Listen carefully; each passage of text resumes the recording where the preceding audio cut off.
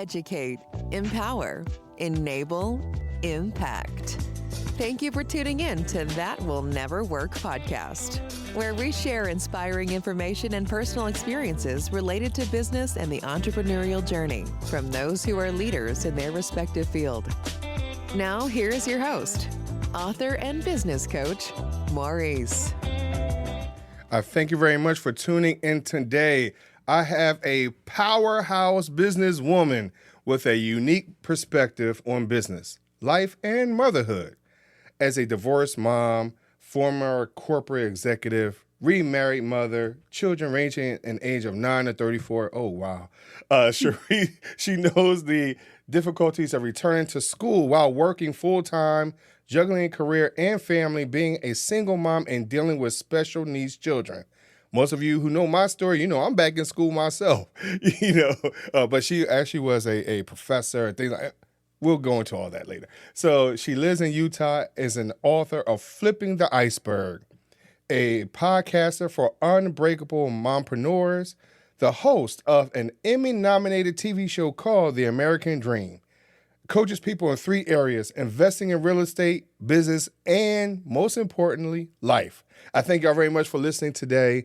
I bring none other to you than Charisse Walker. Charisse, thank you for coming on the show. Thank you for having me. You're welcome. You're welcome. So as I explained to you in the green room, you have a lot of things that you've accomplished. You've done a lot now, but I've also done my homework, right? And as I listened to one of the things that you had spoken about in a previous interview, and I think a lot of us deal with this, which is the paralysis by analysis. But your statement was stop learning and start doing. Because I know for myself, I study a lot. And my wife, she'll tell me, Maurice, if you don't get up and do what you need to do, so what was your encouragement to stop that learning process and start doing? Yeah, so it was one of those things where we found ourselves in a pretty big financial hole because of an investment that, first of all, I didn't feel good about, but family members said, no, it's a good idea, it's a good idea, it's a good idea. And so we went into business and we were probably $200,000 in the hole. And I had just quit my job not too long ago. We were on food stamps. And so it was a tough situation. And I had gratefully been learning for about a year and a half about real estate investing, doing all these different things. And finally, I was sitting in a meeting one day and somebody said something along those lines of just go do it, take a step, take a leap. And so I literally left that meeting. I looked at some homes on the market, drove to one of these homes, made an offer, had no clue how I was going to flip this house. And we got it under contract and the rest is history. So for me, I think, a year and a half of learning, come on, take a leap and start doing. And so I found myself over the next several years, I've hired lots of coaches in various different settings. I think coaching is incredible and it's empowering, and every professional usually has a coach. And so it's easy to get stuck with, well, I have to learn this from them. I have to learn this and go through all the courses. But if you never implement, it's an incredible waste of money. And I've spent a lot of money and I'm not going to have it be wasted. And so you really do have to take a leap and you have to just implement and trust. Like, I think a lot of us get worried that we're going to fail if we try. And if we don't try, we're already failing. So something, another coach of mine once said, because we're trying to decide what we're going to speak on, that's one of the things being on stages. And he's like, you just have to decide, because I'm like, well, I don't know if I want real estate. I don't know if I want, because I have all this experience in business and with my MBA. And so I'm like, well, I could do this. I could do this. I could do this. He's like, sure, choose one thing. You don't have to stick with it forever. And it's funny because that coach has completely left coaching now and he's going in a different way, but he made millions. So take that leap. Right. But, it's easier said than done. Taking a leap, because like you just stated, whether it's failure, fear of failure, fear of criticism, fear of whatever our background might be, because sometimes we try to control the situation, because of being $200,000 in the hole. And sometimes we want to hold on to every little piece. So how would you encourage someone to start to let go? I know you can't do it all at once, but how do you start to let go in as you're growing to your destination? Oh, well, first of all, you have to trust yourself, because like all these coaches that I had in speaking, they're like, Charisse, you need to go into real estate. You need to go into real estate coaching, because that's where you're going to make a ton of money. And it's true. You know, there are so many companies out there right now that charge between $25,000 to $30,000 just to be the coach. And I could totally do that. I mean, I have had so much experience, and I could teach 8 different ways. And I actually do teach 8 different ways of real estate investing. And for those clients that want that, that's great. I don't charge that much because, there's reasons we won't get into here, but I understand. that you have to follow your intuition, because for me it didn't feel as right, because I've been writing the book, as you mentioned, Flipping the Iceberg, and I'm all about saving marriages and relationships. And they're like, sure, you're not going to make anything on that. And so it's like, well, what's important to me and what's important to being honest with myself. And so I think no matter who you hire, no matter who anyone says, if it doesn't feel right to you to go full gangbuster into this thing, then you shouldn't, because I believe we're all put on this earth for a reason, and there's some type of purpose. And I don't think that things happen by chance. And I believe in God. And so I believe that that's kind of how he has his hand in all things. And so if something doesn't feel right to you, then don't do that. Let's go over here. And so I think the very first thing is it has to feel right. You have to be true to yourself, and you have to follow yourself. So take advice from your counselors, take advice from your coaches, take advice from your loved ones, but start there. Like, I really, truly believe this is where I'm supposed to be. This is what I'm supposed to be doing. Okay, great. Good step. That's your first step. Now let's go to the next one. And so it's now, there's a book, Who, Not How. I believe it's Dan Hardy. Don't quote me. It's on my bookshelf. I could look, but the Who, Not How. So then it's like, okay, who do I know? And what do I need to learn to be able to do that?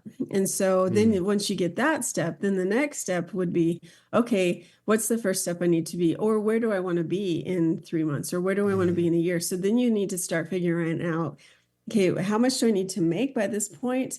And then let's backtrack that. So I was on stage, this guy, he was doing some woo-woo stuff. And he's like, how much do you want to make in 90 days? And so I gave a number, and I'm like, actually, I think I could do better than that. And so it's like, okay, so here's where I need to be. Now let's start. I don't want to say backtracking, but it's kind of like reverse engineering. So I need to make this much for this time, this much for this time. Okay, then how am I going to do that? So I know a lot of people, like this one particular individual that was the coach.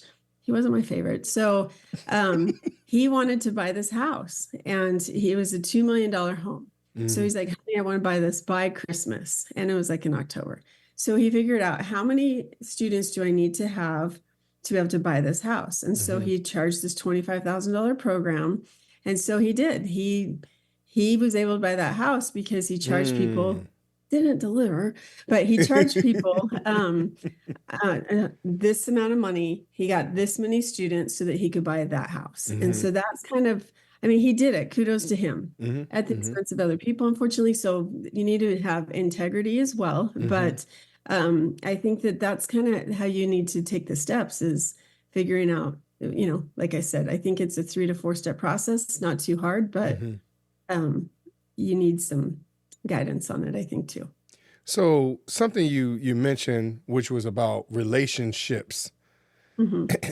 Sometimes we take a look at it as personal relationships, like, hey, Charisse, how you doing? That type of thing, right? But I think sometimes, or I'm sorry, I should say interpersonal relationships. But how about my personal relationship with money? Because sometimes, because those type of things, we don't always have the greatest relationship with. We don't know how to save it, spend it, share it, because we may not have had the best examples in front of us, or we've run into a situation, we're parents, diapers are a little more expensive than we anticipated, or that car note seemed like, didn't I just pay that last week? but here so how do we build up a better relationship financially, especially since you talk about getting out of a hole of over $200,000? Yeah, so it was actually 400 because the rest of the story, as Paul Harvey says, it really was 400. Because it was a family member than my best friend, and Okay. took 200, and so we were in 400,000 in the hole, and we Wow. pulled ourselves out to multi-million-dollar property. So I want the listeners to know that, I mean, it is possible. Mm-hmm. Um, and determination. Like, I am one of those people that I am not going to quit. Like, I had a real estate client once that I looked at 350 homes for this man. I think he looked at a total of 12, but it took me a couple of years. I found him the home. So I'm that type of person that you're not going to get me down. I'll just keep fighting. Mm-hmm. So with money, though, you're right, because growing up, we worked, like, I had a paper route, and we had 400 papers every morning we delivered. Mm-hmm. And so 5 o'clock in the morning, starting in 7th grade to 12th grade. And so I know the meaning of work. And ever since then, I've worked my tail off. And so it's easy, though, that you don't make money, or like my parents, oh, we don't have enough money. Like, we never went without, ever. But it seemed like things were always tight, or we were always in debt. And so, like, I know how much my dad made. And I'm like, okay, if I can make more than him at this amount, right? And so that day that it happened, I'm like, okay, now what? And so it's like, I did it. And today, yes, he made good money, but in today's time, like, that's just not enough, right? And so I think that we get stuck in this rut. And so you have to start practicing the mindset of abundancy and truly starting to live in this world where you want to live. Like this one guy, he started driving, they were homeless, and he started driving into these neighborhoods because he wanted to live there. So he started envisioning it with his kids. And so I really thought, again, 9 years ago, I thought it was all woo-woo, this whole aspirations and like, put your stuff out there. I'm like, I literally left a real estate brokerage, because I'm like, you guys are like weird. Because, let me put out everything, the law of abundance. And I have to say, I'm like a believer now. Really? Really? And I don't meditate. I don't do that stuff, but I start to, like, anything negative that I start to think, I have developed this thing called the HAS method, where you halt, you acknowledge, and then you shift. So if I start to think, oh, I'm never going to make this money, like, we'll say I want to make $100,000 in 3 months, right? Well, oh, I can't do that. I don't know how to do that. Well, halt. Why do you feel like you can't do that? Why do you feel like you can't, you don't deserve that? And start coming to terms with your emotions and your feelings around money. If you can never afford it, if you think that you're not good enough, if you think you're not worthy of it. And that's the part that with money and relationship, like, I struggle with that still to this day. Like, $1 million is my goal. And it's like, okay, why do I think I can't do that? Or why? And so you have to start there and then acknowledge, okay, this is how I'm feeling. I have to shift it. I do deserve that. I can accomplish that. I can. And so it's called the HAS method I created. And that's something where with you really do have to come to terms. It's all about mindset, because if you can dream it, I know it's cliche, but it's so true. Then you can. And so if you really do want that, then figure out why you think you don't deserve it, because you do. Probably more than, I've been around multimillionaires, a lot of them now. And like, my whole group of people have changed, and I've seen how that's changed my life. I'm a lot more happy. I'm a lot more confident. And I'm not saying I'm making the $1 million yet. I will. Give me a year or two.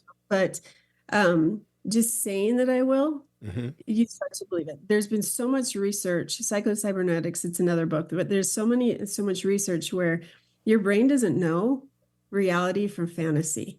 So if you can start to tell yourself this, or tell yourself, then your brain starts to believe it. And now it starts to create pathways to accomplish it. So it really does start with your mind, which I never thought before. And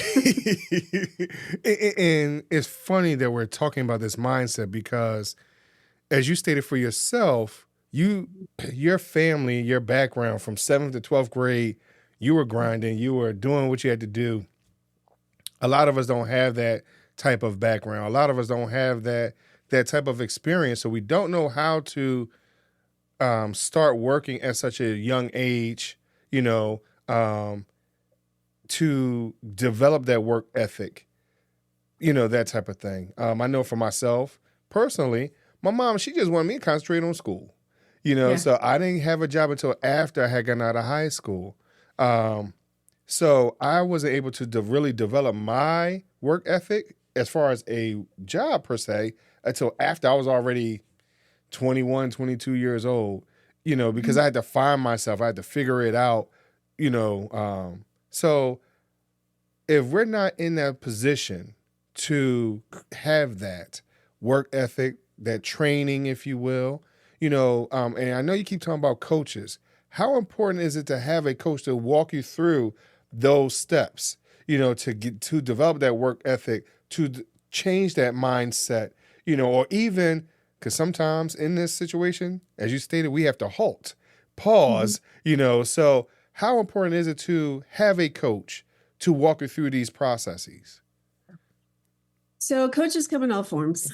And let me go back to your first question, where if you don't have the paper routes. Well, first of all, paper routes don't even exist anymore. I know, right? So it is hard as a kid, but going out and mowing a lawn. And I was this very high achiever in high school as well. And so if you have developed like the work ethic, which nowadays they don't even, if I turned in a paper late in high school, then it was late and Right. you lost like 10%, 50% that first day. Now they can turn anything in until the end of the term, which Right. I think it's horrible because you don't know how to meet deadlines. You don't know how to do anything, but volunteering, that's something that's important too. And learning the work ethic with your studies. So put yourself on a schedule and commit to your schedule because that teaches you work ethic. Okay, I want to do this. I want to do this. We all only have 24 hours in a day. What I do with my 24 versus what somebody else does. But, you also mentioned I have 2 special needs sons. My poor son just graduated from high school. Getting him to graduation was the biggest thing. And he can't juggle multiple things. Like he can't even juggle multiple classes, right? And so it was horrible. And so for him, it's like, okay, let's get to this point on writing this paper today. It would take him literally 6 weeks to write a paper. So we are all at different stages. And so making sure that with the work ethic, set yourself goals and commit yourself to those goals. To me, if you can commit to yourself, that is sometimes more important than anything. Because if you start to let yourself down, then you start to lose your confidence and you can't accomplish as much. So I feel like I wanted to touch on that first. Okay. And now the second part, you have to remind me. I just go ahead. Oh no, so no, we can stick right here with the work ethic part. So because and you touched on school. Like I said, I'm back in school myself, and I noticed. I mean, yes, there is a lot of leniency. Is this, no child left behind mindset, even for adults. And I think that's really unfair because what happens is because of that, everyone believes that they can be a millionaire. You're looking at social media, everyone's comparing themselves to each other. And then unfortunately, because you don't get there, now all of a sudden we have suicide rates that are really high or things like that. So how would you suggest for someone who's in this space of no child left behind mindset? And it's not a negative thing per se, but, I think it's really unfair. So how do we create an environment where, no, you need to get out and work on your own merit and not comparing yourself to someone else, develop the skills, the know-how, whatever it is. Because even for you doing real estate, there is a skill set to that too. So so how can we develop that without necessarily comparing ourselves to the next person? Yeah. So, and I remembered your second question. So Okay. I think that it really does get back to it. And in my book, Flipping the Iceberg, there's 2 parts to it. And the first part is healing from your own trauma. We all have trauma. I don't care what it is. Mine was like in 6th grade when I asked 2 kids to play and they're like, no. And so for 6th grade, I thought I had no friends. Or 5th grade, I had a ton of friends, right? And so our confidence comes because of how we are reared. I truly believe that. And how, like I watched my ex-husband, at 50 plus won't hold a job and still lives at home with his parents. He does not have the confidence to walk in and hold a job, and he thinks he's Mr. Wonderful in a lot of ways. And so it's lack of ability, lack of confidence. And so I think that that's the first thing. And it really does come to it, because I taught college for 7 years, and then I ran the colleges and for 9 more after that. And so I watched that, and I watched, like, I would hold people's hands, because you really do need to have somebody in your corner. And oftentimes it's not your family. Oftentimes, like when I went back to college, I had a three-year-old twins and a 3-month-old baby. And I was told, hey, you're not going to have a job anymore. And I was the breadwinner. And so I'm like, heck to the no on that one. Right. And so I went to school full time.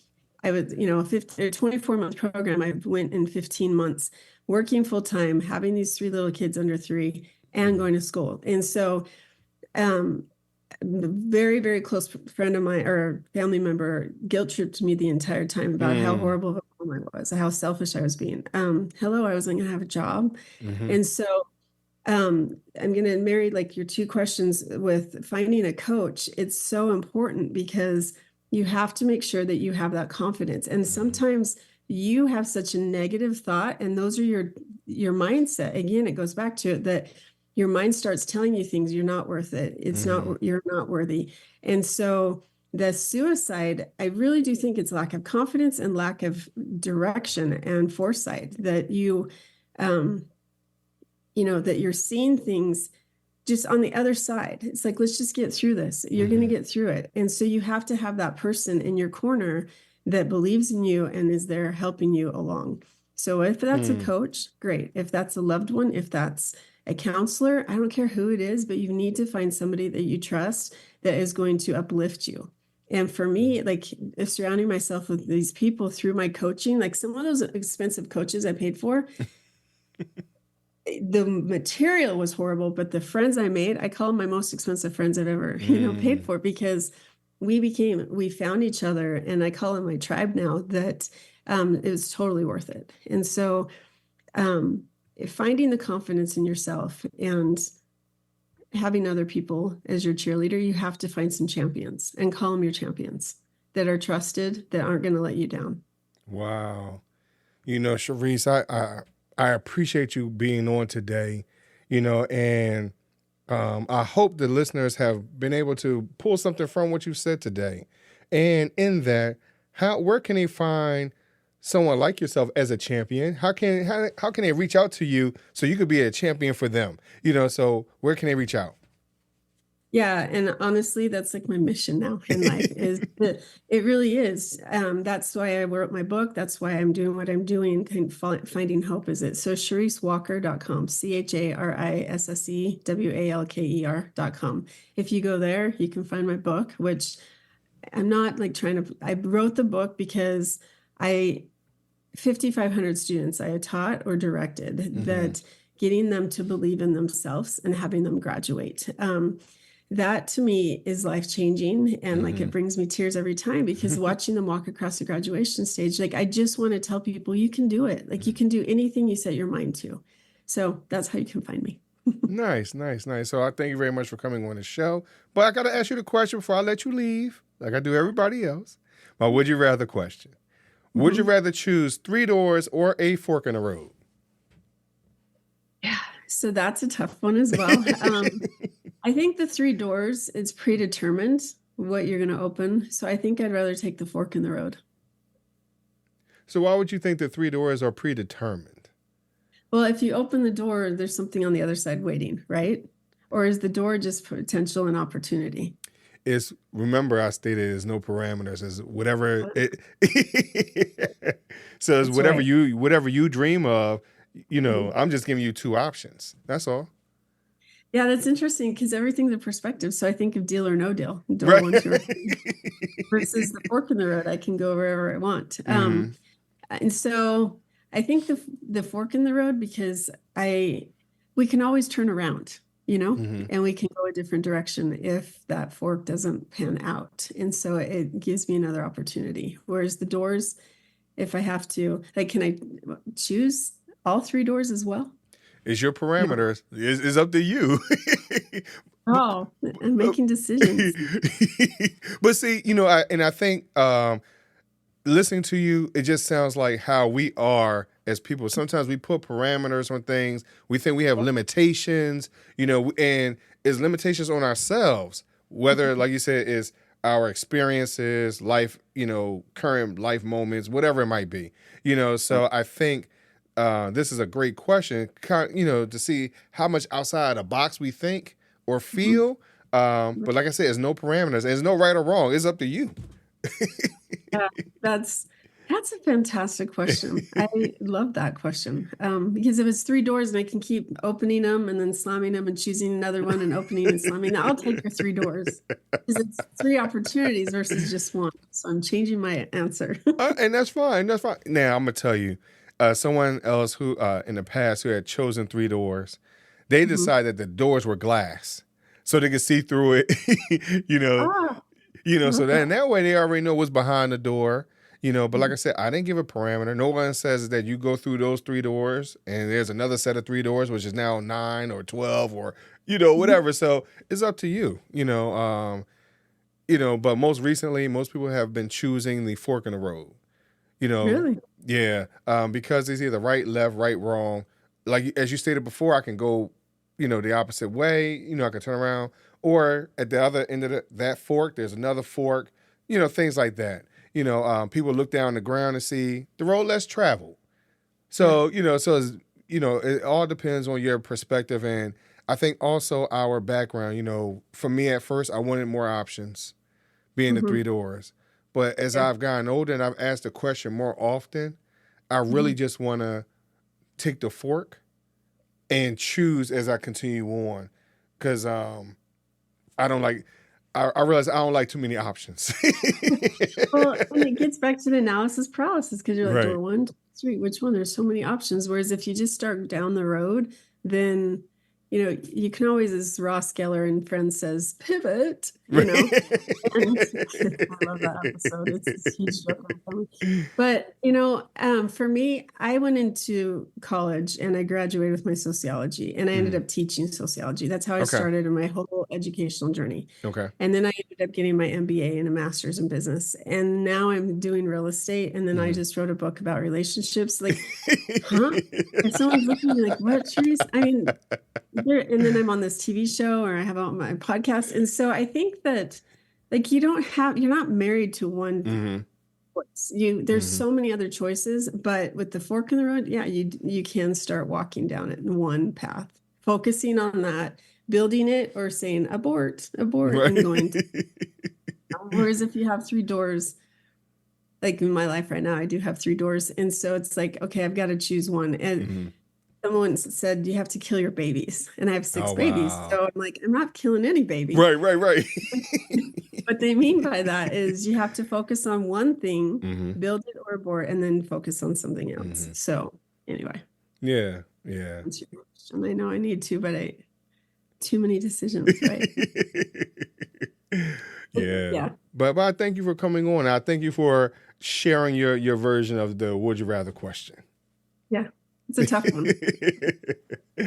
Thank you very much, Charisse. I appreciate you. And thank y'all for listening to That Will Never Work podcast. And I will talk to you a little later. Thanks for listening. Find us on social media at Chisholm Group LLC and check back weekly for new episodes. Until next time, that will never work, or will it?